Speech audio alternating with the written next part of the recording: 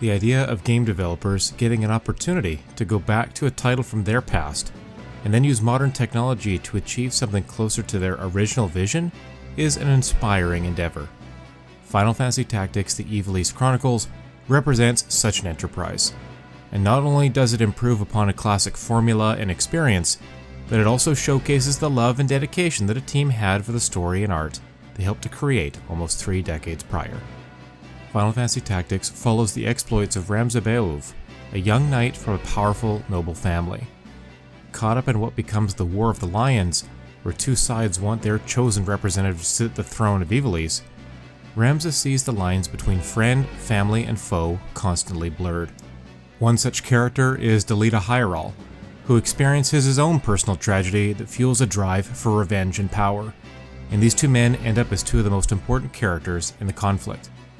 The overarching narrative and its various character moments are filled with drama and emotion, and the newly added voice acting makes every dialogue and battle cry all the more memorable.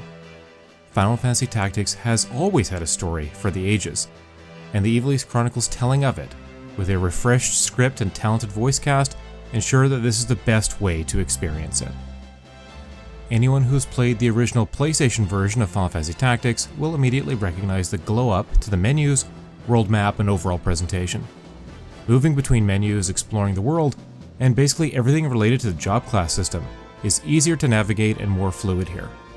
Tactical games by their nature involve so much moving of a cursor between different options, tiles, and characters, and so when that process is smoother, you feel less bogged down in the mechanics and small details, as much as veterans might actually enjoy that element. I never felt annoyed to have to backtrack on the world map or reopen character menus over and over to recheck stats, equipment, and job progression. And this is a testament to the snappiness of the Ivalice Chronicles version. As moving and mature as the story is, the gameplay is where the Ivalice Chronicles showcases how timeless the original experience is. For the most part, the essence of the 1997 release in Japan is untouched and instead polished to a glimmering shine. You take turns moving characters around diorama-like environments, such as city streets, forest clearings, and castle halls, with the objective generally being to defeat a single enemy combatant or rout the opposing squad entirely. Every battle plays out differently, with scripted ones bringing different job classes onto the field, and even the random encounters between cities on the world map typically offering different monsters to fight.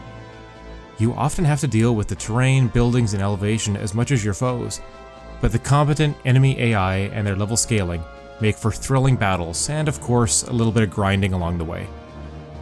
And frankly, seeing the numbers go up is one of the most enjoyable parts of Final Fantasy Tactics. While it may be missing some of the job classes that were included in the War of the Lions release on PSP, the Ivalice Chronicles retains that magic of watching your job class pool grow as you earn more job points in battle, become more proficient, and unlock new abilities, which gives you the opportunity to customize your squad.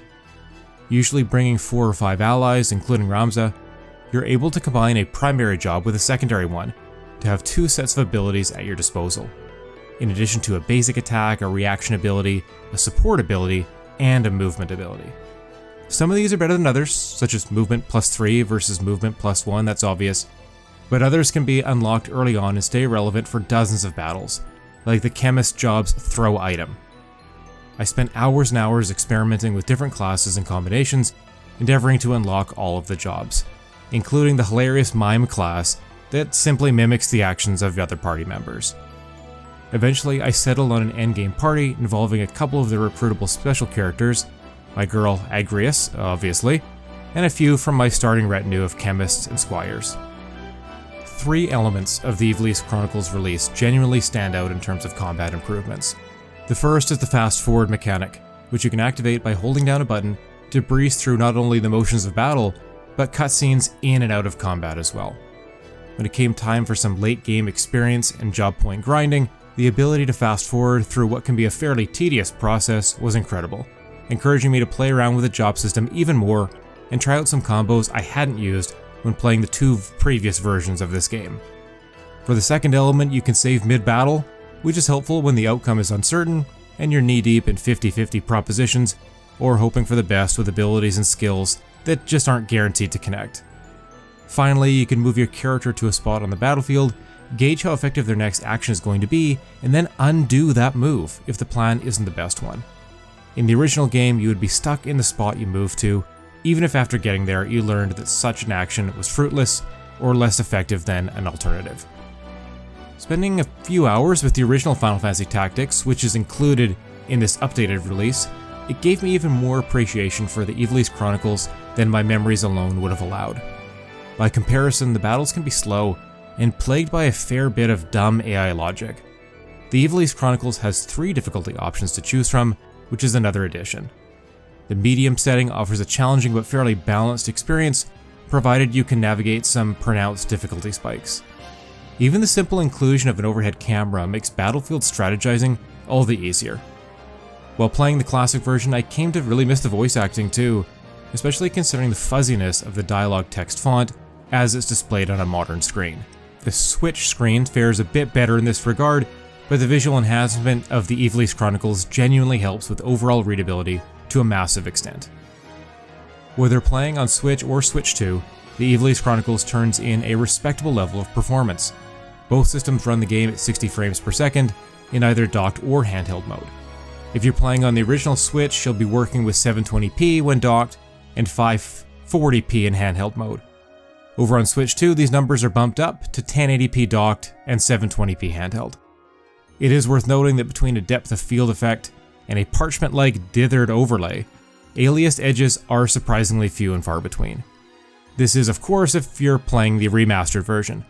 If you swap to the classic version, you'll be looking at a crispy 240p, regardless of platform and configuration. If you recognize Final Fantasy Tactics: The Ivalice Chronicles as a labor of love, and the result of a desire to perfect an already formidable RPG, this release is a major achievement. It's not definitive, but there's no question that it's the best way to experience a seminal title in the tactics genre. Certainly, it could have opted for more graphically impressive visuals, but it goes for faithful over brave, classic over contemporary, and I'm good with that. The job class system remains a standout, and the plot, as heavy as it is, stands as one for the ages. There is no better time to hop on a chocobo and delve into an RPG of and for history. One of the most replayable Square Enix games has never been more worthy of that title. This video was made possible by our generous supporters on Patreon. Did you know that Nintendo World Report is funded directly by fans like you? When you support Nintendo World Report on Patreon, you get immediate access to multiple exclusive podcasts every month, exclusive Discord channels, an early look at select content, and more, all for as little as $1 a month. Check out patreon.com/NWR for all the details.